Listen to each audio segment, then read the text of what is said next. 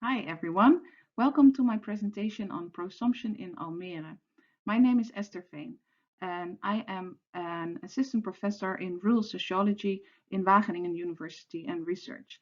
And the work on which this presentation is based, I have done that together with my colleagues Eelco Jansma and Hans Dagevos.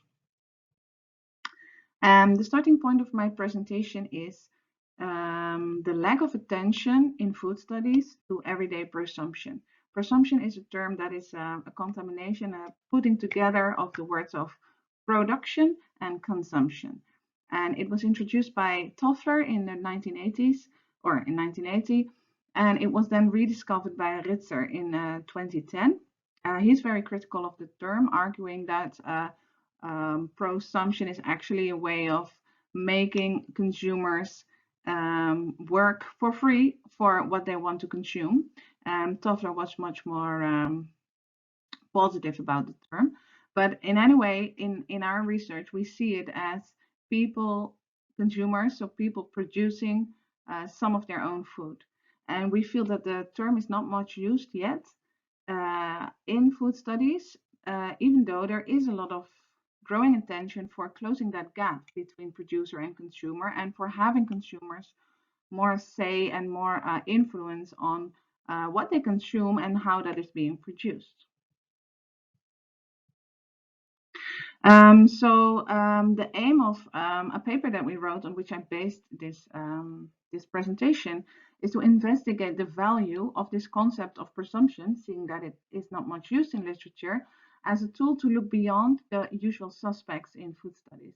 Because in food studies, of course, it's often about alternative food networks, it's often about community gardening, but we don't really see so much research on regular people, normal people that happen to be producing some of their own food. And we thought it's interesting to look at this group because we don't know so much about their motivations. And when you look at alternative food networks, it's often about people's higher moralities and ethical motivations, wanting to change the food system, trying, going for more environmental and, better environmental food, all these things.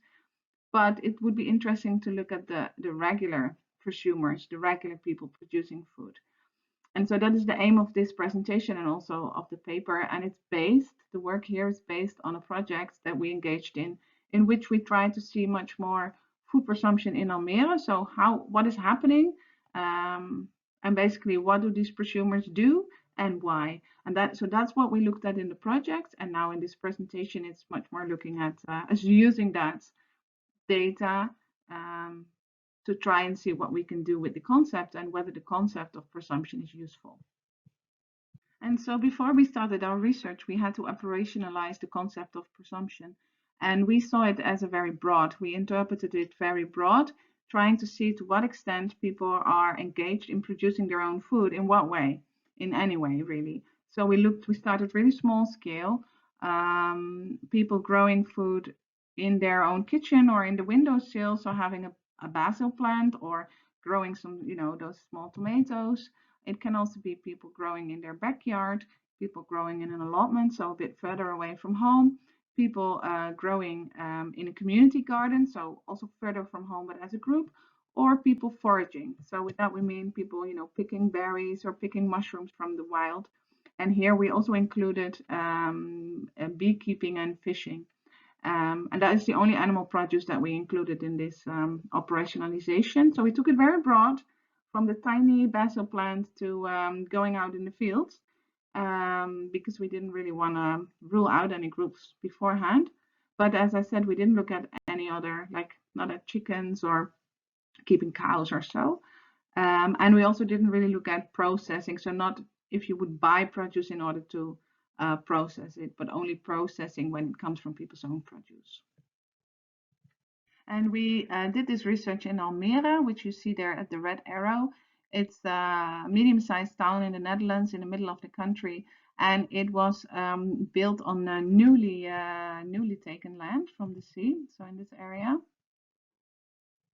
And it has been built according to this garden city idea of Ebenezer Howard. So it has several urban cores with lots of green in between. So it's a relatively green city. and lots of people have a backyard. So there is actually a lot of space to produce. And we used a questionnaire that we made together with the municipality that was sent out to people in a panel that agreed to receive questionnaires. And we had a response rate of 46%, of course, because of that. It was people that are interested in filling out questionnaires, and we had 835 respondents. And then we did semi-structured interviews with people who are engaged in Prosumption, and we looked at people in those different categories. So we tried to look for people that just have a plant in the windowsill. We try to look for people that go foraging. We try to look for people that have an allotment, and we found these through our personal networks. But I did all the interviews and I didn't know any of them personally.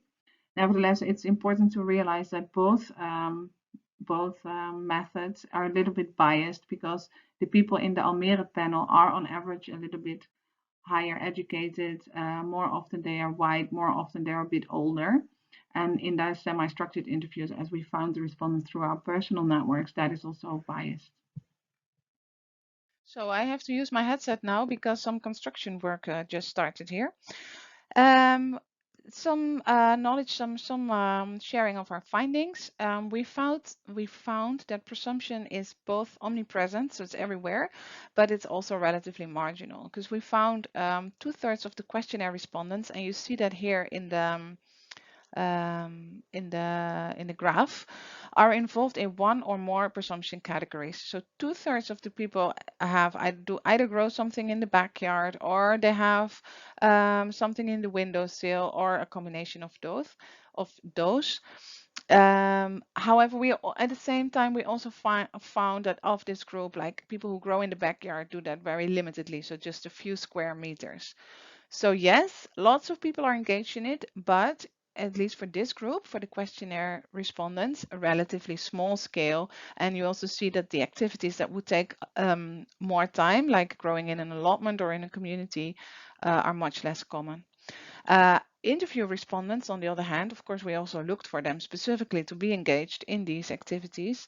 We tried to find them because they were engaged in one of the activities, but we found that they were engaged in almost all, or at least 2, 3, and very heavily often. So they spent much more time on it. And we also found that they processed the produce in several different ways, very creative. They made wines of various different species. I didn't even know it was possible, like a dandelion wine, or they made all kind of creative produce. Actually, that was very nice to hear. And we also found that the impact on people's diets varies very widely. Um, you can imagine that the people that don't really do so much, like if they do it very small scale, that there's hardly any impact on diet. But also amongst the interview respondents, there was a big difference. Some people said it only is like 10% of my diet, and to others it was 80, 90. So it really depended. A few people, two of the people I spoke to, sell a little bit of their produce. One person made honey and he just had too much, but everything that he couldn't eat himself, he would sell. Another lady, she had some kind of catering business and she used that to actually use some of the excess produce. And people would usually say that they would use the harvest as much as they could, but at the same time, they also wouldn't like if they really wanted to eat something else after days of eating zucchinis, they would. So they weren't like what we would say a slave to the harvest.